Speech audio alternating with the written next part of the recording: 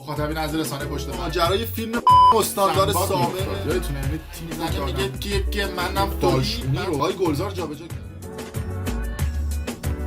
مخاطبین از رسانه پشت پرده سلام، بنده امین فردین خوشحالم که به همراه تیمم بار دیگه با یک برنامه پشت پرده دیگه با شما هستیم. امروز قصد داریم باز هم راجع به استعدادها و اتفاقات پشت پرده سلبریتی ها و سلبریتی های داخل ایران با شما صحبت بکنیم. یعنی من یکی 2 هفته راجع به این سلبریتی ها صحبت نمی کنم، زارتی سوتی میدن. یعنی از خانم شیلا خداداد گرفته امروز راجبش صحبت میکنیم تا آقای شهاب حسینی و دوستیش با یه شخصی که در این ویدیو میگم، تا خانم مهناز افشار و سایر سلبریتی ها و سلبریتی های داخل ایران که قطعا این برنامه هم یکی از برنامه های جنجالی رسانه پشت پرده خواهد بود. اگر دوست دارید که ویدیوهای قبلی ما رو ببینید یه لطفی بکنید به دکمه قرمز رنگ این پایین هست نوشته سابسکرایب بزنید که بتونید دسترسی داشته باشید به ویدیوهای قدیم ما، و اگر هم دوست داشتید ویدیوهای جدید ما رو به لحظه ببینید اگر سابسکرایب بکنید و دکمه زنگوله رو بزنید میتونید ویدیوهای جدید ما رو هم در رسانه پشت پرده ببینید.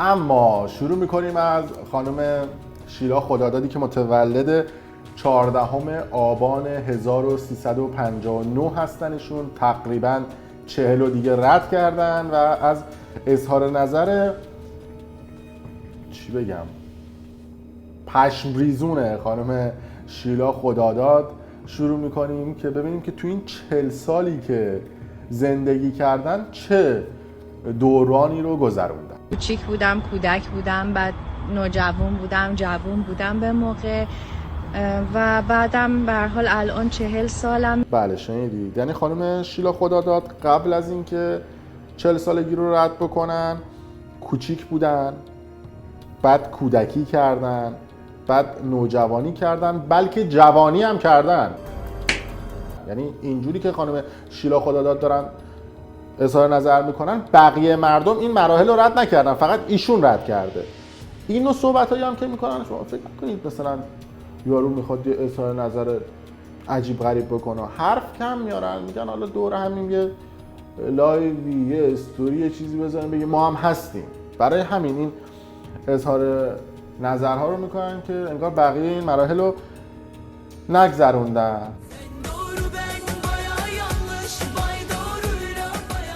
بله این دابسمش خانم شیلا خداداد که دیدیم یه چند روز پیش یه دونه شعر خانم شیلا خداداد خوندن که پشمای هر نوع شاعری که در ایران هست رو ریختوندن یک جا.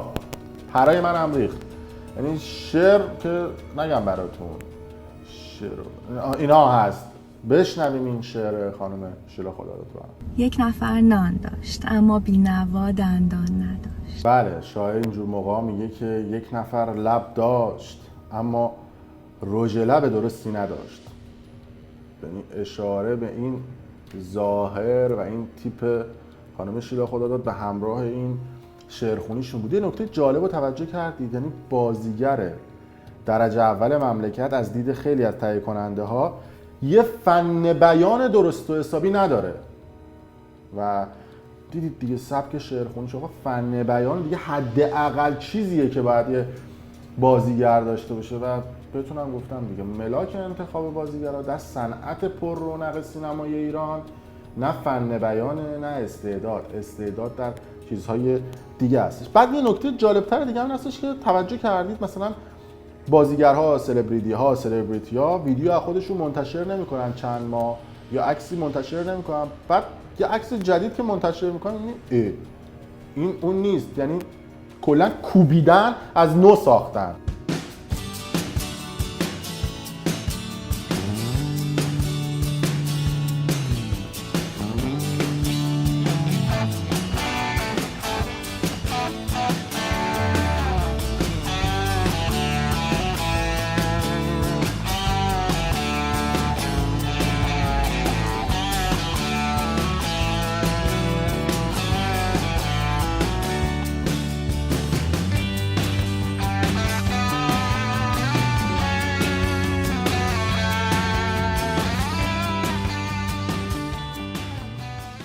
یعنی این عملای جراحی نگم براتون دیگه، دیدید دیگه. این چیه برداشتی پوشیدی؟ کفش سیندرلا چیه برداشتی پوشیدی؟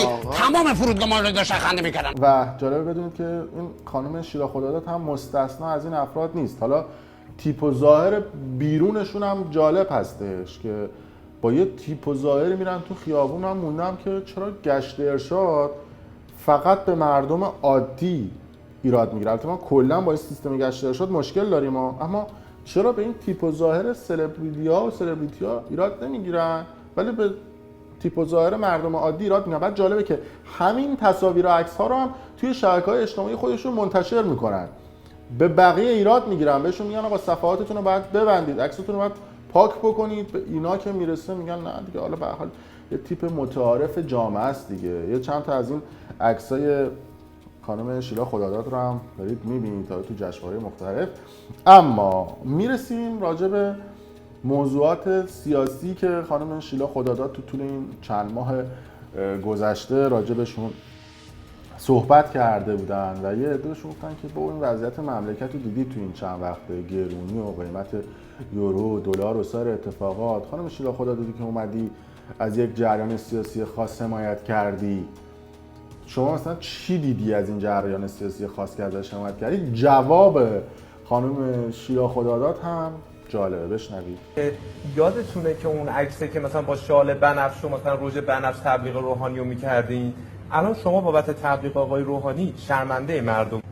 اولا که شما بگین اگه ما به آقای روحانی رأی نمیدادیم به کی رأی میدادیم؟ اینو به من بگین. خیلی آپشنای متعدد خیلی خوبی داشتیم. نه نداشتیم. بله، همچین میگه آپشن دیگه نداشتیم، انگار مثلا بنز و بی ام و پراید دنبال آپشنش میگشتن. به هر حال سنگ پای قزوین هم یه نوع آپشن حساب میشه. خانم شیلا خداداد به هر حال گفتم که در جریان باشید، یعنی رو که رو نیست، به جای اینکه بیاد یک معذرت خواهی ساده از مردم بکنید میپیچونید. این از موضوع خانم شیلا خداداد. جدیداً هم مد شده دیگه، یا بازیگرها برای خودشون تولید حاشیه میکنن یا با انتشار یک سری اخبار فیک سعی میکنن که این حاشیه رو پاس بدن به رسانه‌ها و جریان‌های مختلف. مثلا در طول چند سال گذشته ما نمونهش رو دیده بودیم دیگه، میگفتن ازدواج فلانی با فلانی، بعد من تکذیب میکردم گفتن نه این ازدواج صورت نگرفته و با خبر ازدواج‌های سوری اصطلاحاً میگم زوری، با خبر انتشار اخبار ازدواج‌های سوری برای خودشون تولید حاشیه میکردن. بعد از اون فیلم و عکساشون رو لو میدادن. الان هم جدیداً مد شده دیگه، با اکانت‌های فیک خیلی از این بازیگرا برای من عکس‌ها و فیلم‌های لو رفته‌شون رو توی نمیدونم پارتی‌ها و مراسم‌های مختلف میفرستن که من افشا بکنم و اصطلاحاً مفت فالوور رو با انتشار این اخبار ببرن. بعدش هم تکذیب بکنم میگن نه ما نمی‌دونیم از کجا به دست آقای فردین رسیده که، یعنی من یه لیست از این بازیگرها یا از گالریم برای شما پخش بکنم، بیشتر این بازیگرها عکسای بی‌حجابشون رو نمیدونم با تاپ و نمیدونم با سوتین و چیزهای مختلف و لب دریا و چیزهای دیگه برای من ارسال کردن که من پوشش بدم، که حتی با اکانت خودشون نه، با اکانت فیک، و انگار مثلا ما اینجا پشمکیم که نفهمیم این اخبار داره از سمت این اشخاص میاد. بعد جالبه دیگه، از اون طرف وقتی که اخبارم منتشر میشه میرن توی رسانه‌های مختلف مصاحبه میکنن که برای ما حاشیه ایجاد شده. قربونت برم عزیزم، عکسی که از تو لو میره و فن پیجات لو میده یا بیشتر این کانال های تلگرامی لو میدن، یا از طریق گوشی خودت یا دوست پسرت لو رفته دیگه، از طرف کسی دیگه ای نبوده. قضیه سحر قریشی و مهدی طارمی که عکسشون اومد بیرون،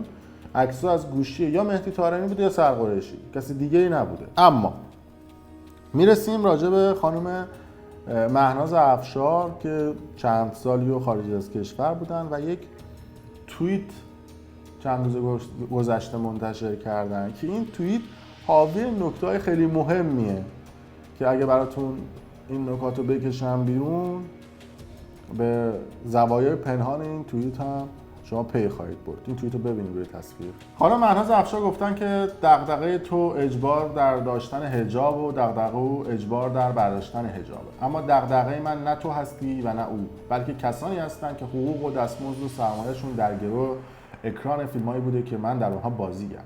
کاش شما دو گروه مدعی دست از تصمیمات شخصی آدم‌ها و قضاوت کردن‌هاشون برمی‌داشتید. خب حالا اینجا یه سوال پیش میاد خانم مهناز افشار، شمایی که سالیان سال تو ایران بودید و خبر از تصمیمات شخمی و الکی مسئولین توی ایران داشتید، ولی چرا شمایی که میدونستید دارید مهاجرت میکنید و دارید برای همیشه از ایران میرید چند تا فیلم آخر بازی نمیکردید یا حداقل صبر میکردید که این فیلم ها اکران بشه، بعد سر از تلویزیون ها و شوها و مسابقات عربستانی و تلویزیون های عربستانی در می آوردید؟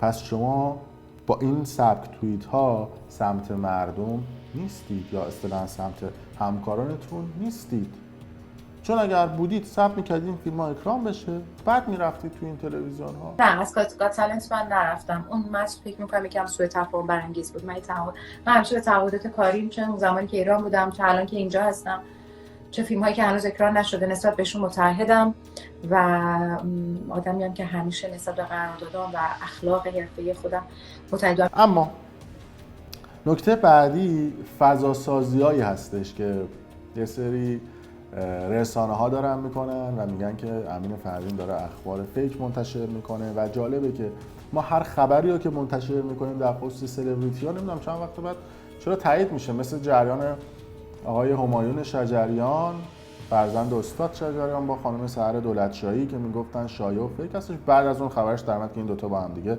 ازدواج کردن. یا مثلا داستان آقای شهاب حسینی با خانم ترانه علی دوستی که خانم ترانه علی دوستی سر فیلم یا سریال شهرزاد بهتر بگم که از همسر خودش جدا میشه و با آقای شهاب حسینی میره که همسر خودش خانم پریسا قنبری رو که تازه هم داره بازیگر میشه رو طلاق داده و جدا شده و با ترانه علی دوستی چند ماهیه که داره زندگی میکنه، احتمالاً به ازدواج برسه. و همیشه ما در خصوص فضای مسموم و کثیف سینما ایران صحبت کردیم که یه سری بازیگرها بر اساس استعداد و تواناییشون نمیان تو سینما ایران، بر اساس استعداد و تواناییشون میان توی سینما ایران و فساد در صنعت سینما ایران وجود داره، اما یه عده همچنان مقاومت میکنن. بشنوید. آره شروع کردن تو فضای مجازی راجع به اینکه در سینما چه محیط آلوده‌ایه و تمام هنرپیشه‌ها اعلان و بلن. واقعا همه افراد سینما مثل خانواده‌ام، مثل برادرم، مثل پدرم، مثل مادرم، مثل خواهرم. من واقعا همه همکارامو اصلا خیلی خواهر برادر اینجوری نیست واقعا. حالا من نمیدونم عزیزانی که این جملات رو میگن چی دیدن. بله شنیدید. اما نکته‌ای که وجود داره و شما میگید که فضای سینمای ایران سالمه، من بیشتر خبرهایی که منتشر میکنن و اخباری که میگم منابع خبریم همکارهای خودتون در صنعت پر رونق سینمای ایران هستن. از ساقی محل و پارک و اینور اونور نمیرم جنس بگیرم بزنم بشینم جلوی دوربین چرت و پرت بگم. پس یا شما دارید دروغ میگید یا همکار خودتون که این آمارو دارن میدن دروغ میگن. هرچند همکارای خودتون هم مصاحبه کردن و گفتن که صنعت سینمای ایران فاسد هستش و نمونه‌های مختلف رو شما ما دیدیم. حالا من همیشه هم گفتم 100% سینما ایران فاسد نیست، 98%ش فاسده. شاید شما جزو اون 2%. اما 98% سینمای ایران همه میدونن که چه اتفاقاتی داره پشت پردهش میفته. اگر قبول ندارید یه دختر مجرد 17-18 ساله 15-16 ساله بفرستید دفتر یکی از این کارگردان ها و تهیه کننده هایی که دارن فیلم سینمایی یا سریال میسازن. از هر 10 تا 9 تاشون ببینید چجوری استعدادهای این دختر 16-17-18 ساله رو اصطلاحاً شکوفا میکنن براتون. بله. در هر صورت مرسی که تا این لحظه با رسانه پشت پرده همراه بودید. اگر دوست داشتید ویدیو رو لایک کنید، برای دوستان خودتون به اشتراک بذارید، برای ما کامنت بذارید و ممنون که رسانه پشت پرده رو در یوتیوب دنبال میکنید. مرسی.